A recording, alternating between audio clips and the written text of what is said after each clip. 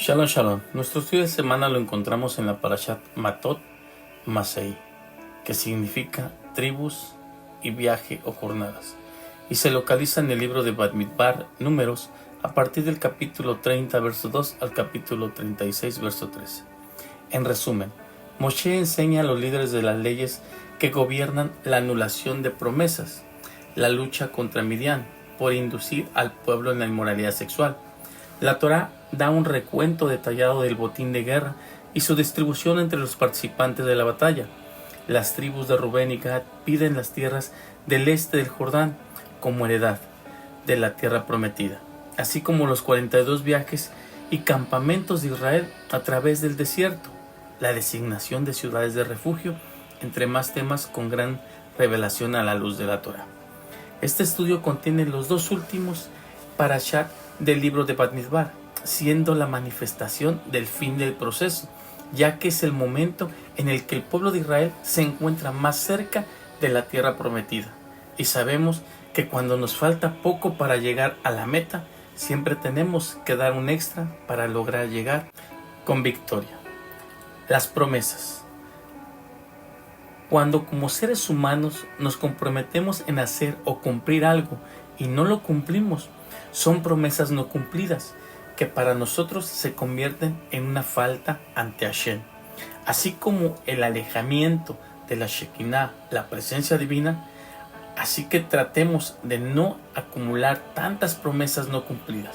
Seamos congruentes con lo que hablamos, que nuestro sí sea sí y nuestro no sea no. Dejemos que siempre el cumplimiento de nuestras palabras nos llenen de luz y que cada acción que no cumplamos nos crea una separación de las cosas celestiales. Si sabemos el gran poder que tienen las palabras, lo podemos ver en la Torá cuando Jacob dijo que quien haya robado los ídolos de su suegro debería morir, y quien había robado los ídolos fue Raquel. Y sabemos que Raquel muere al dar a luz a Benjamín. Los sabios nos dicen que Raquel murió por el poder de las palabras de Jacob. Es por eso que debemos tomar en cuenta el gran poder que tienen nuestras palabras. Seamos conscientes de todo lo que hablamos, de lo que prometemos. Santiago 5:12 nos cita: por lo tanto, hermanos míos, no juréis ni por el cielo, ni por la tierra, ni por ningún otro juramento, sino que vuestro sí sea sí y vuestro no sea no, para que no caigas en condenación.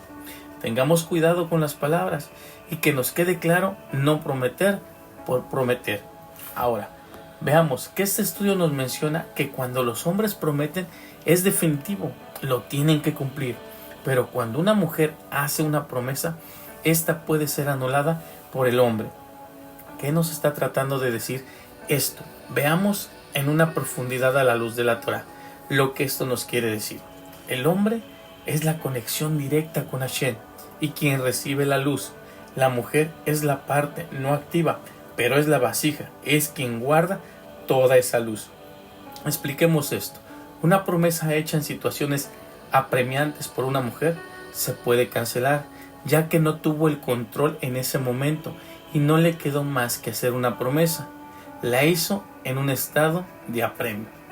¿Cómo se cancela esta promesa? Cuando la mujer no es consciente de la promesa, es cuando el padre o esposo invalidan la promesa, tomando la base de su declaración, que cuando ella lo hizo, tal juramento no estaba completamente consciente de todo lo que iba a implicar ese juramento. Ahora, para corregir esto y no afectar a terceras personas, tenemos que arreglar nuestras diferencias para que la promesa de una persona se pueda cancelar sin que afecte a alguien más. El Midrash nos dice que un padre tiene el derecho de anular la promesa de su hija menor de 12 años y medio si ella está afligida. Un marido está facultado de anular la promesa si ésta afecta a la relación matrimonial y por lo cual la esposa se aflige. Ahora, cuando prometemos en emet, en verdad, y esta es una promesa seria, pero la verdad se recomienda no hacer muchas promesas, ya que somos humanos y podemos fallar.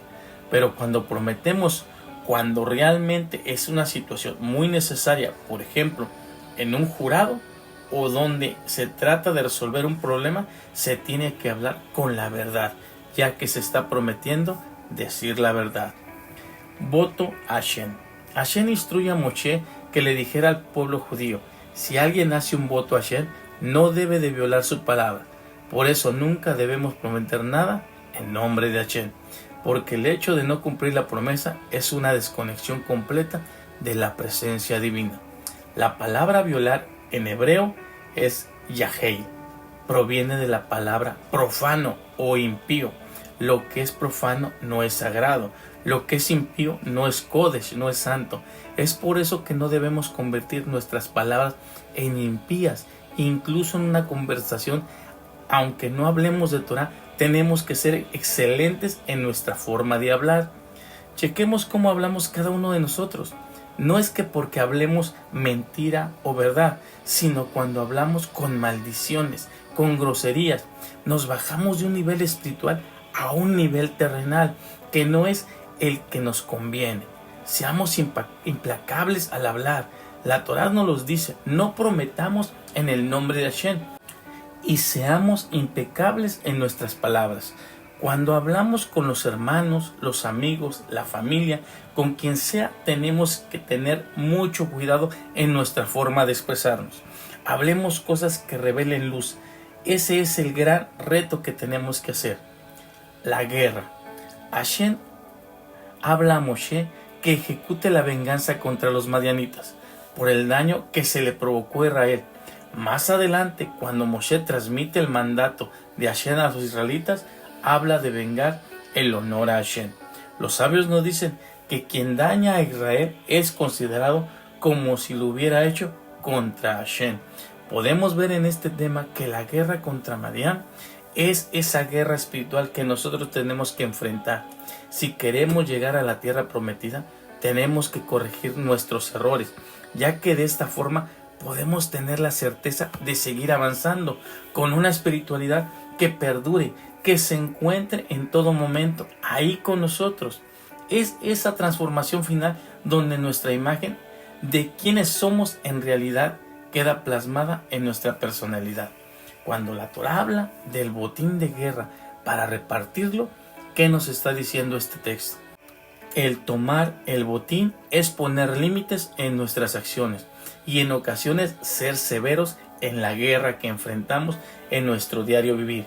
Y esta es la forma en la cual tenemos que actuar para revelar la luz.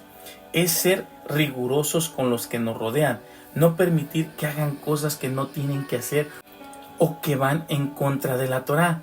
Somos responsables cuando los que nos rodean comienzan a hacer lo incorrecto, ya que si lo permitimos, dejamos que estas personas se estén desconectando de la presencia divina. Pero si podemos intervenir, ya que nos preocupamos por él, tenemos que ser rigurosos ante tal situación. Para entenderlo mejor, tomo mi responsabilidad y reparto esa misma responsabilidad con los demás. Y de esta forma todos nos elevamos espiritualmente. Siempre tenemos que hacer ese esfuerzo para lograr el propósito de Hashem. La repartición. En este estudio vemos que la tribu de Rubén y de Gad le solicitaron a Moshe que les diera permiso para quedarse en la tierra que se encontraba antes de cruzar el Jordán. En este pasaje podemos ver fascinantes observaciones sobre los valores del pueblo judío, la responsabilidad de qué grupos de individuos deben de sentir amor hacia toda la comunidad y la función que un líder desempeña en formular tales valores y responsabilidades. Estas tribus tenían gran número de ganado. La Torá nos enseña que todos los patriarcas tenían ganado, fueron pastores, y es una función donde todo el tiempo se tiene que estar cuidando este ganado. Requiere un gran esfuerzo, pero requiere aún mayor esfuerzo el entrar a la tierra prometida. Sabemos que hasta los últimos días y hasta el último instante que perezcamos en este cuerpo físico, debemos confrontar al mundo físico en el cual estamos en este momento. Y ahora debemos hacerlo constantemente. Nuestro trabajo está en todo lo que nos rodea y donde nos desenvolvemos. Vemos en este tema que Moshe está de acuerdo con que ellos se queden con esas tierras. ya que se habían enriquecido con posesiones y ganado, pero primero tenían que ayudar a sus hermanos en la lucha por conquistar la tierra de Israel. Aprendemos que para poseer la heredad tenemos que luchar por ella, pero la tribu de Rubén y de Dan estaban más interesados en construir establos para su ganado que casas para sus descendientes. Parecía que tenían más importancia por sus posesiones que por su descendencia. Salmo 75, 6 a 8 nos cita: no hagan tanto alarde de su poder, ni sean tan insolentes al hablar, pues el juicio no viene ni del este ni del oeste, ni del desierto ni de las montañas, sino que el juez, que es Hashem, a unos los humilla y a otros los levanta. Esto nos indica que no necesariamente una persona se vuelve rica viajando y haciendo negocios de este a oeste, o por aventurarse a lugares más distantes, ni por trabajar más o ser mejor que los demás, sino que Hashem es quien despoja a unos para poder proveer a otros. La palabra posesión viene de la raíz nehashim, que en hebreo se puede traducir como ocultar, y nos indica que después de que una persona muere, sus pertenencias son sustraídas de ella y entregadas a otro. Sabemos que el dinero, las cosas, los carros, los lujos, etc., y todo lo que este mundo nos brinda, no son posesiones eternas como lo son la Torah y sus misbot, sino permanecen con una persona solo por un cierto periodo ordenado por Hashem. Cuando algo se adquiere rudamente de una manera no adecuada, ya sea por fraude, robo, despojo, venta ilegal, etc., quizás al principio puedes gozar de estas riquezas y posesiones, pero su fin no será de bendición.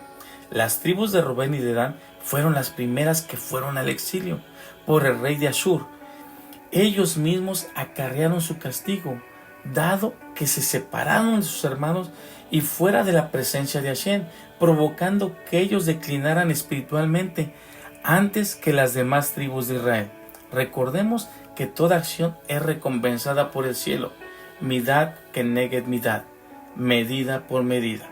Por eso nuestro santo maestro de justicia, Yeshua HaMashiach, nos hace saber en el escrito de Mateo 6 lo siguiente: no acumulen para sí tesoros en la tierra, donde la polilla y el óxido destruyen, y donde los ladrones se meten a robar. Más bien, acumulen para sí tesoros en el cielo, donde ni la polilla ni el óxido corrompen, ni los ladrones se meten a robar, porque donde está tu tesoro, ahí está también tu corazón. Los ojos son la lámpara del cuerpo, por tanto, si tus ojos son buenos, todo tu cuerpo disfruta de luz, pero si los ojos son malos, todo tu ser está en oscuridad. Si la luz que hay en ti es oscuridad, qué densa será esa oscuridad. Nadie puede servir a dos señores, pues menosprecias a uno y amar a otro, o querer mucho a uno y despreciar al otro. Ustedes no pueden servir a la vez a Dios y a las riquezas. Por eso les digo, no preocupes por su vida, por qué comerán o por qué beberán, ni por su cuerpo, cómo se vestirán. Ni tiene la vida más valor que la comida, y el cuerpo más que la ropa. Fíjese en las aves del cielo, no siembran ni cosechan, ni almacenan en granero. Sin embargo, el Padre Celestial las alimenta. ¿No valen ustedes mucho más que ellas? ¿Quién de ustedes, por mucho que se preocupe, puede añadir una sola hora al curso de la vida? ¿Y por qué se preocupan por la ropa? Y observan cómo crecen los lirios del campo. No trabajan ni hilan. Sin embargo, les digo que ni siquiera Salomón, con todo su esplendor, se vistió como uno de ellos. Si así viste Hashem a la hierba, que hoy está en el campo y mañana es arrojada al horno, ¿no hará mucho más por ustedes, gente de poca fe? Así que no se preocupen diciendo qué comeremos o qué beberemos o con qué nos vestiremos. Los paganos andan tras todas esas cosas, pero su Padre Celestial sabe que ustedes las necesitan. Más bien, busquen primeramente el reino de Hashem y su justicia. Entonces, todas estas cosas les serán añadidas. Por lo tanto, no se preocupen por el mañana, el cual tiene su propio afán. Cada día tiene ya su problema. En este primer estudio de Mató aprendemos que lo que no son negociables y no deberemos perder son los valores y principios. Todo lo demás es materialismo. Existen personas que viven pensando que este mundo físico es una carga y esto los hace infelices. Tenemos que vivir con alegría, dando gracias a Hashem por todo lo que nos da, por lo mucho, por lo poco, por lo bueno y por lo no tan bueno, ya que todo proviene de Él.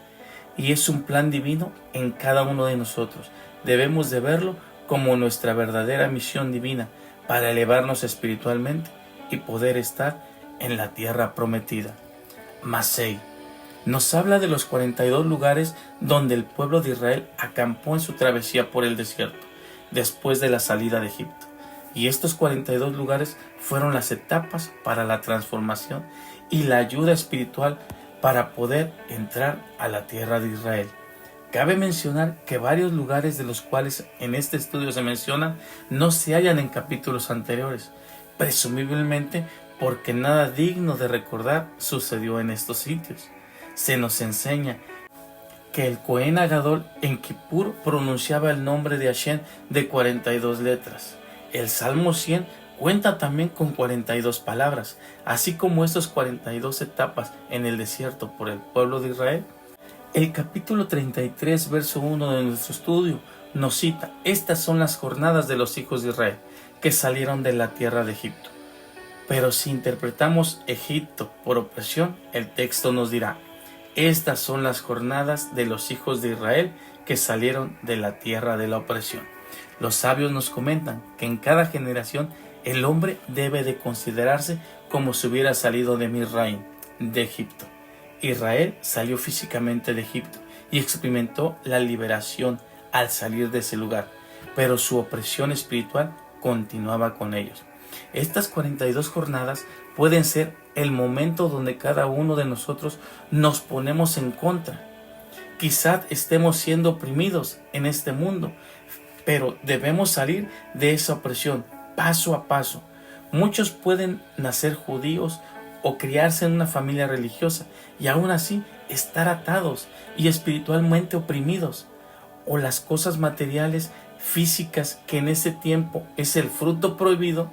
Vemos que no pasó mucho tiempo cuando los hijos de Israel se dieron cuenta que aún seguían siendo esclavos de la idolatría, del coraje, de la murmuración, de la inmoralidad. A veces tenemos que pensar en todo lo que hicimos para recordar que los pecados tienen consecuencia y que a su vez un pecado lleva a otro. Y uno no tiene garantía de poseer la tierra prometida. Veamos a la luz de la Torah el capítulo 33 de Bamidbar. Utiliza repetitivamente dos letras hebreas para determinar el fin, un viaje, y el comienzo de otro, traduciendo como desde con la letra men y lo que traduce en con la letra Bey, que sabemos que las dos juntas forman la gematría en la representación del número 42. La letra Men representa el agua, la Torá, la sabiduría, y la letra B representa el cuerpo, casa, tienda o templo. Esto nos enseña que el número 42 está muy conectado con Hashem, ya que para poder elevarnos espiritualmente y llegar a la tierra prometida es necesario pasar por las aguas, llenarnos de Torá y obtener la sabiduría para poder tener un cuerpo como casa y templo para Hashem. El apóstol Pablo nos dijo: ¿no sabéis que sois templo de Hashem y que Ruach HaKodesh mora en vosotros? El templo de Hashem, el cual sois vosotros, santo es. Así que cuando una alma viene a este mundo terrenal, debe de pasar por 42 etapas en las cuales el instinto del mal, el Yetzer Hara, estará en cada una de ellas. Y esta es una oportunidad para que cada uno de nosotros en este caminar sea una oportunidad para pecar, fallar y morir, cayendo en una esclavitud más profunda. Pero por otra parte, esta jornada son también una oportunidad para escalar y progresar, dejando atrás el pasado, la esclavitud y trayendo un poco más de santidad, jornada a jornada. No se trata solo de un viaje personal, sino de un viaje colectivo que afecta a todos, porque nuestras acciones de hoy afectan el mañana para bien o para mal, no solo de nosotros, sino de los que están a nuestro alrededor. La última etapa, la número 42, fue Jericó, y esta palabra deriva de la palabra reija, que significa olor. ¿Por qué es tan importante el olor? El olor es una señal para Mashiach, porque está escrito, y su olor será en el temor a Hashem. Se nos enseña que Mashiach se nos acercará, nos olerá y será capaz de juzgarnos por el tipo de olor que emana de nosotros. Segunda de Corintios 2, 15 al 17 nos cita: ciertamente para Hashem somos el fragante aroma de Mashiach, tanto en los que se salvan como en los que se pierden. Para estos somos olor de muerte, que lleva a la muerte, y para aquellos somos olor de vida, que lleva a la vida. Estos 42 viajes son para alcanzar el fin de nuestro viaje y la llegada a Mashiach. En este viaje siempre está con nosotros, preparando el camino, Yeshua como Mashiach ben Yosef, y al final estará también con nosotros, pero como Mashiach ben David, como Rey Supremo. El objetivo de la Torah es Mashiach, y como cada uno de nosotros tenemos una esencia de Él en nuestra vida, podemos seguir adelante, paso a paso, sin importar la diversidad que cada estación nos depare. Y a medida que pasamos por esos 42 viajes, nos purificamos para ese hermoso día en el que el mundo entero será transformado de corruptible a lo incorruptible.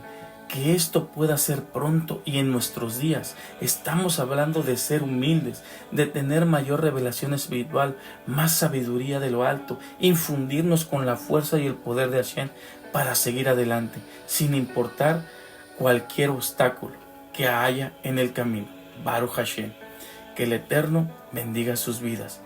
Concluimos el cuarto libro de la Torah, y es costumbre que al concluir cada libro, toda la congregación decimos lo siguiente: Hazak, Hazak, Benihatzet, que quiere decir: sé fuerte y que nos fortalezcamos. Que el Eterno bendiga sus vidas y los proteja. Que el Eterno haga brillar su presencia sobre ustedes y sea clemente. Que el Eterno vuelva su rostro hacia ustedes y les dé su paz.